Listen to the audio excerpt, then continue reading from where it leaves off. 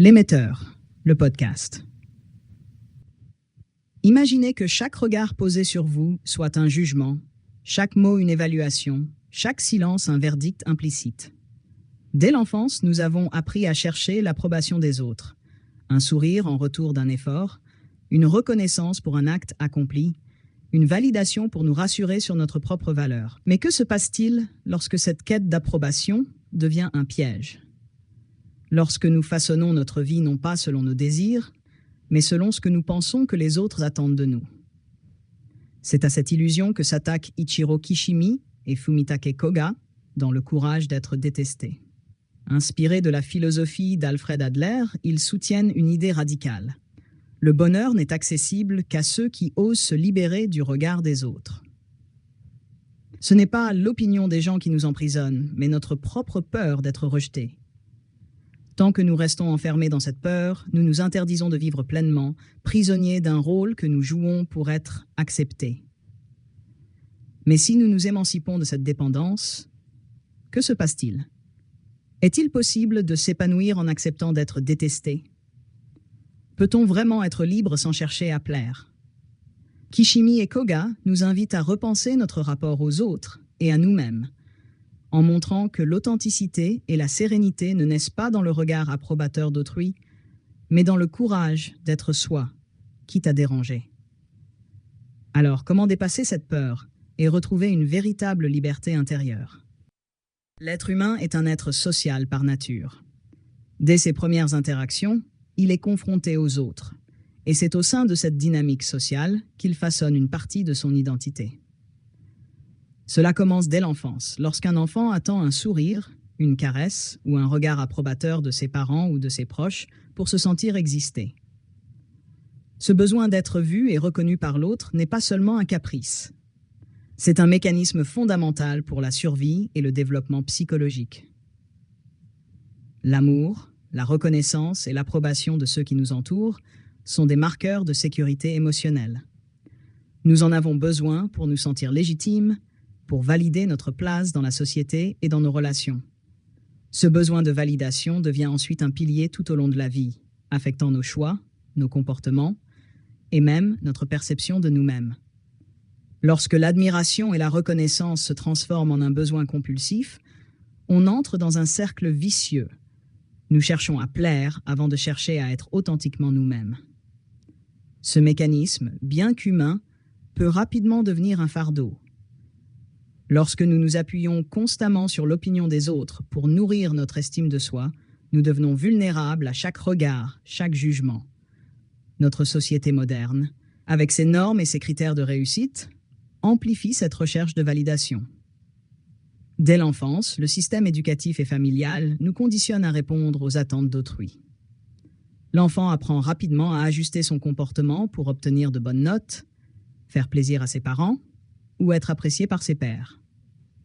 L'éducation valorise la conformité, la réussite mesurée par des critères externes, être bien noté à l'école, avoir des amis populaires, suivre les tendances sociales, etc. Ce modèle crée une pression constante pour s'adapter aux attentes des autres et se conformer à des standards parfois imposés, souvent invisibles, mais omniprésents. La société, elle aussi, joue un rôle déterminant. Les médias, les réseaux sociaux et la publicité ont exacerbé cette quête de validation. Aujourd'hui, la validation n'est plus seulement interpersonnelle, elle s'étend à un public mondial. Avec les réseaux sociaux, chaque instant de notre vie peut être une occasion de chercher l'approbation.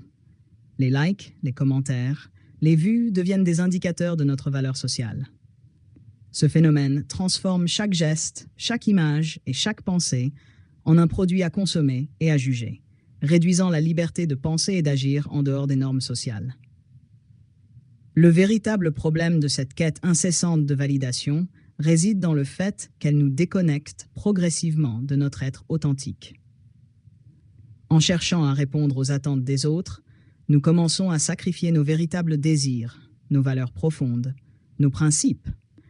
Tout cela pour rester dans les bonnes grâces d'une société ou d'un groupe.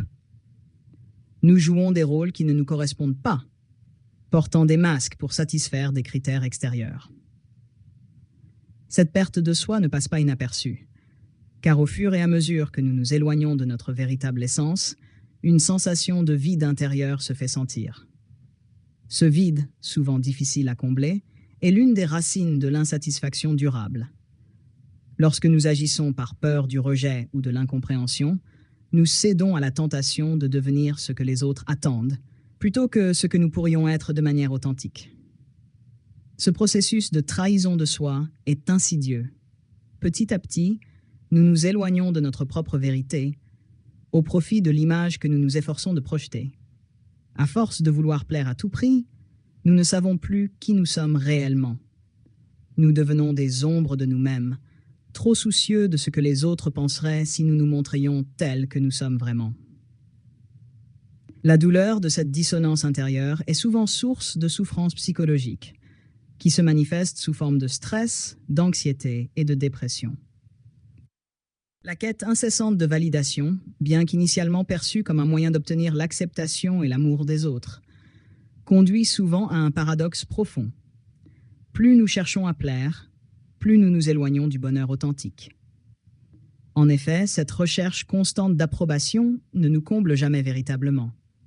Au contraire, elle nous enferme dans un cycle d'insatisfaction. Chaque fois que nous obtenons un compliment ou un regard approbateur, nous ressentons un léger soulagement, mais ce soulagement est toujours éphémère. Pourquoi? Parce qu'il est fondé sur des éléments externes et volatiles. La validation des autres, par sa nature, ne peut jamais être permanente, ni vraiment satisfaisante. Nous en avons besoin en permanence, mais elle reste une source d'instabilité. Il suffit qu'une critique ou un échec survienne pour que tout cet édifice s'effondre, nous plongeant à nouveau dans l'incertitude et le doute de soi. Ce phénomène est au cœur du message de Kishimi et Koga dans Le courage d'être détesté. La recherche de validation est un fardeau psychologique qui nous empêche de nous connecter avec notre véritable source de bonheur, la liberté intérieure, la paix avec soi-même. Tant que nous dépendons du regard des autres pour déterminer notre valeur, nous sommes enchaînés à des attentes externes. Notre bonheur devient alors conditionné par des facteurs hors de notre contrôle. Et paradoxalement, plus nous nous efforçons de plaire aux autres, plus nous risquons de nous perdre en chemin, car nous nous ajustons continuellement aux désirs et attentes des autres, en négligeant nos propres besoins, nos aspirations profondes. La peur d'être détesté devient alors un frein majeur au développement personnel. Cette peur est une forme de prison mentale. Nous redoutons le jugement négatif des autres, car nous avons appris à associer l'amour et l'acceptation à l'absence de rejet. Cette peur, cependant, nous empêche de grandir. Chaque fois que nous agissons par crainte d'être détestés ou rejetés, nous réprimons une partie de nous-mêmes. Nous abandonnons notre authenticité pour suivre un modèle préexistant, dans l'espoir d'être appréciés ou acceptés. Cela empêche la véritable expression de notre individualité. L'impact de cette peur est considérable, car elle nous coupe des expériences qui pourraient nous enrichir, des idées qui pourraient nous challenger et des relations qui pourraient réellement nous nourrir sur le plan personnel. Ce n'est qu'en acceptant d'être détesté, ou au moins de ne pas chercher constamment à être aimé, que l'on s'ouvre à la possibilité de grandir et de s'épanouir véritablement. Kishimi et Koga, à travers l'idéologie d'Adler, nous encouragent à comprendre que être soi-même ne signifie pas simplement affirmer nos désirs ou faire ce que l'on veut sans se soucier des autres. Non, être soi-même, selon eux, c'est être en paix avec notre propre identité, indépendamment des attentes sociales. Cela ne veut pas dire rejeter les autres ou devenir égoïste, mais plutôt être fidèle à ses valeurs et à ses convictions, même si cela peut entraîner des désaccords, des critiques, voire des rejets. Selon leurs enseignements, l'authenticité vient du courage de se détacher de l'opinion extérieure et de prendre pleinement responsabilité de sa propre vie. Être soi-même signifie comprendre que l'on ne peut pas satisfaire tout le monde et que cette insatisfaction est un prix à payer pour vivre une vie authentique. C'est accepter que l'on ne peut être aimé de tous, mais que cela ne diminue en rien notre valeur intrinsèque. L'authenticité ne réside pas dans la conformité, mais dans l'alignement entre ce que nous pensons, ce que nous ressentons et ce que nous faisons. Ce chemin vers l'authenticité et la liberté intérieure est le véritable socle du bonheur durable. Ainsi, la recherche de validation externe et la peur du rejet sont des chaînes invisibles qui entravent notre développement personnel et nous maintiennent dans un état d'instabilité émotionnelle. En nous libérant de ces chaînes, nous pouvons accéder à une forme de bonheur plus profonde, celle qui repose sur notre propre intégrité, notre capacité à accepter notre humanité avec ses imperfections et notre courage à être fidèles à nous-mêmes, même si cela nous expose au risque d'être détestés. C'est là que réside la véritable liberté. Se libérer du jugement. Une transformation intérieure. La quête d'authenticité, selon Kishimi et Koga, ne peut se réaliser sans une transformation intérieure profonde. Cette transformation implique un changement radical dans notre rapport aux critiques et au rejet, deux éléments qui, trop souvent, dictent notre manière de vivre et d'agir. Nous vivons dans un monde où l'opinion des autres pèse lourdement sur nos épaules. Les critiques, qu'elles soient constructives ou destructrices, nous affectent profondément. Dès notre enfance, nous apprenons à considérer le jugement des autres comme un reflet de notre propre valeur. Et dès lors, nous nous efforçons de répondre à ces jugements pour nous conformer à des attentes externes. Cependant, comme le soulignent Kishimi et Koga dans Le courage d'être détesté, cette recherche incessante d'approbation nous empêche de vivre pleinement. Le changement passe par une reconfiguration de notre relation avec ces critiques, en apprenant à les voir non pas comme des menaces, mais comme des informations qui ne définissent pas notre valeur personnelle. Le premier pas vers cette transformation intérieure consiste à réapprendre à gérer les critiques et le rejet de manière constructive. Kishimi et Koga insistent sur l'idée que nous devons développer la capacité à entendre une critique sans qu'elle ne remette en cause notre identité. Cela implique de séparer l'évaluation de notre comportement de l'évaluation de notre personne. Une critique sur une action ou une décision n'est pas une attaque contre nous en tant qu'individus. Par exemple, si quelqu'un nous critique pour une erreur professionnelle, cela ne signifie pas que nous sommes incompétents en tant qu'êtres humains. C'est une distinction subtile, mais essentielle, car elle permet de cultiver une plus grande résilience émotionnelle face au jugement extérieur. En nous détachant de l'importance excessive que nous accordons au regard des autres, nous commençons à nous libérer du poids du jugement et à prendre du recul par rapport à ce qui n'a pas de réelle incidence sur notre bien-être intérieur. Cependant, ce détachement émotionnel ne doit pas être confondu avec l'indifférence. Selon les enseignements d'Adler, philosophe central du livre, il ne s'agit pas de se couper des autres ou de devenir insensible à leurs opinions. Au contraire, le véritable détachement émotionnel consiste à comprendre que les jugements des autres ne sont ni une condamnation, ni une validation absolue de notre existence. Nous ne pouvons pas être responsables de ce que les autres pensent de nous. Et la liberté intérieure vient du moment où nous acceptons que le regard extérieur ne détermine pas notre valeur. Ce détachement permet de s'épanouir dans nos relations sans craindre continuellement la critique, car nous sommes à même de recevoir cette critique non pas comme un fardeau, mais comme un retour d'information qui peut nourrir notre croissance personnelle. Ainsi, au lieu de chercher à plaire ou à éviter tout conflit, nous apprenons à accepter que chacun a son propre regard et qu'il n'est pas nécessaire d'y répondre immédiatement ou de manière excessive. L'acceptation de soi, un thème central de la philosophie d'Adler, est le corollaire de ce processus de transformation intérieure. Pour parvenir à la sérénité, il est essentiel de cultiver un rapport apaisé avec soi-même. Kishimi et Koga nous rappellent que l'acceptation de soi ne consiste pas à se féliciter de chaque action ou de chaque choix, mais à reconnaître et accepter nos imperfections et nos erreurs comme faisant partie de notre humanité. L'acceptation de soi est un acte de bienveillance envers soi-même. Elle consiste à comprendre que nous ne sommes pas parfaits et que cela fait partie de notre processus d'évolution. Cette acceptation nous permet d'être plus à l'aise avec notre vulnérabilité et nos faiblesses. Cela nous offre la possibilité de faire face à l'adversité sans nous effondrer sous le poids de la honte ou du rejet. Lorsque nous pratiquons l'acceptation de soi, nous cultivons une forme de sérénité intérieure qui nous protège des tempêtes émotionnelles que peuvent engendrer les jugements externes. Cette sérénité ne dépend pas des circonstances extérieures, mais de notre capacité à nous aimer et à nous respecter, même en cas de critique ou de rejet. En nous détachant de l'approbation des autres et en embrassant notre propre valeur, nous retrouvons une forme de calme intérieur qui nous rend plus forts face à l'adversité. Ainsi, se libérer du jugement et cultiver l'acceptation de soi représente une démarche de réconciliation avec soi-même. Kishimi et Koga nous offrent un chemin vers la liberté émotionnelle.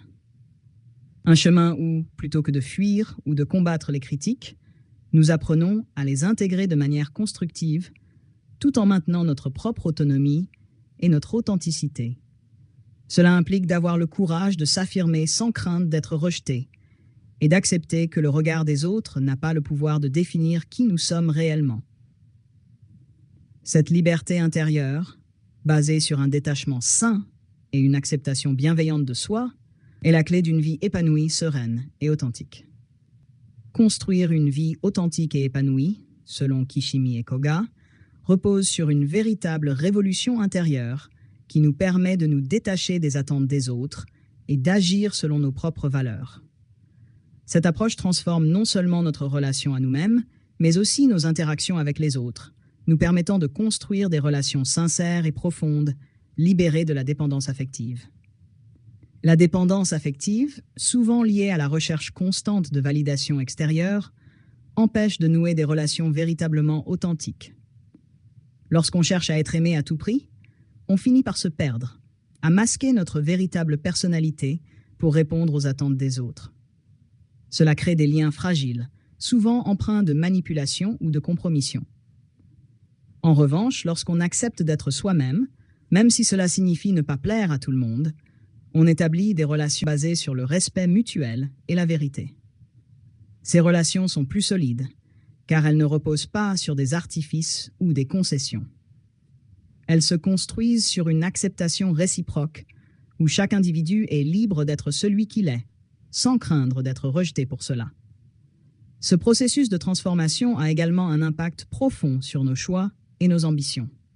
Loin d'être une source d'isolement, l'affirmation de soi permet au contraire de créer des opportunités et d'élargir notre horizon. En cessant de nous conformer aux attentes des autres, nous pouvons nous concentrer sur ce qui nous passionne réellement, ce qui résonne profondément avec nos valeurs. Loin d'être figés dans des rôles sociaux ou des attentes préconçues, nous devenons les architectes de notre propre destin. Kishimi et Koga évoquent souvent la notion de détachement, non pas comme une forme de renoncement, mais comme un moyen d'épanouissement.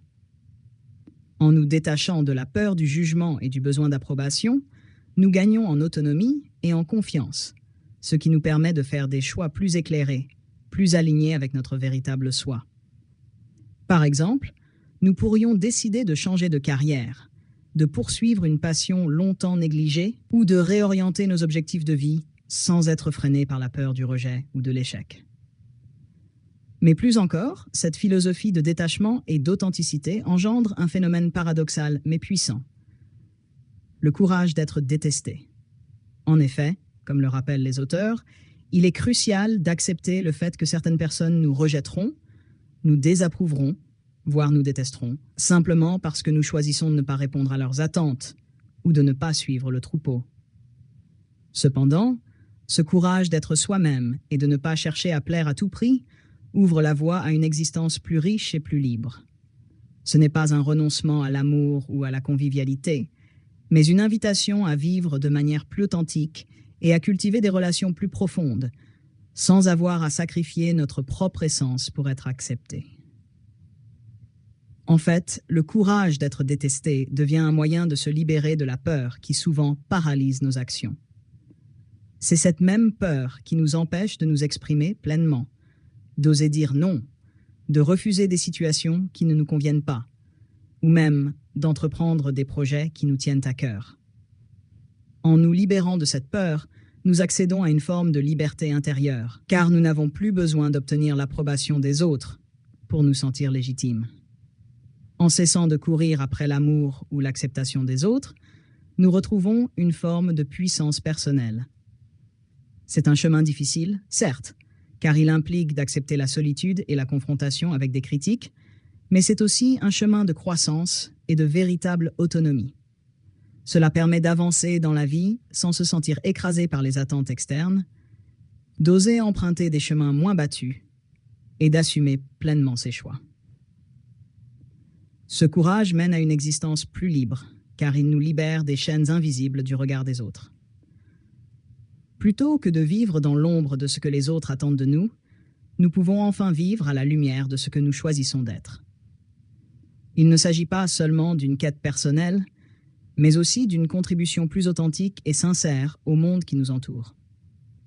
Lorsque nous vivons selon nos propres valeurs, nous attirons des personnes et des opportunités qui résonnent avec notre vérité, plutôt que des relations superficielles basées sur des compromis ou des faux-semblants. Cette liberté nouvelle permet de nous engager pleinement dans la vie, de créer des œuvres significatives et de participer à des projets qui ont du sens, loin de la simple quête de reconnaissance sociale. En somme, se libérer de la dépendance affective et du besoin constant de validation, tout en acceptant d'être détesté, est une voie vers une vie plus riche et plus épanouie. Elle nous permet non seulement de nous affirmer en tant qu'individus uniques et responsables, mais aussi de créer des relations plus profondes et de vivre de manière plus alignée avec nos aspirations profondes. C'est un chemin vers une liberté intérieure et un épanouissement qui ne dépendent plus des jugements extérieurs, mais qui prennent leur source dans notre capacité à être pleinement nous-mêmes.